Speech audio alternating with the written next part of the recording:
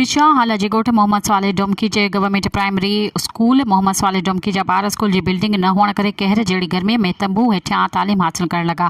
इन सिलसिले में मक़ामी ॻोठाणनि उस्तादनि जो चवणु हो त संदन ॻोठ में मौजूदु सरकारी स्कूल जी बिल्डिंग न हुजण ऐं ग्राउंड ते लॻल शामियाणे में सख़्त गर्मी में फर्नीचर जी खोट सबबि केतिरा ई ॿारनि जा वालिदेन ॿारनि खे तालीम पिराइण खां लवाइनि था। वालिदेन मौजूदु ॿारनि खे तालीम पिराइण लाइ ॿार पट ते वेही तालीम हासिल करे रहिया आहिनि। वधंदड़ गर्मी ऐं बिजली जे न हुजण करे ऐं न ई सोलर सिस्टम जेको ख़ासि बंदोबस्त आहे। ॻोठाणनि जो चवणु आहे त काफ़ी दफ़ा इंतिज़ामिया खे स्कूल जे मरमत लाइ लिखत में पिणु दरख़्वास्त ॾिनियूं आहिनि, पर उनजो अञा ताईं को बि हल न निकिरी सघियो आहे।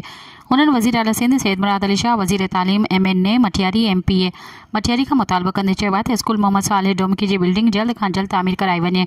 उन सां गॾु स्कूल में फर्नीचर जी खोट खे पूरो करे स्कूल में सोलर सिस्टम लॻाए वञे त जीअं मुस्तक़बिल जा महिमान ॿारड़ा सुठे नमूने तालीम हासिल करे सघनि। सब्सक्राइब कयो अवामी न्यूज़ HD खे ऐं ताज़ा तरीन ख़बरुनि लाइ ॾिसंदा रहो अवामी न्यूज़ HD।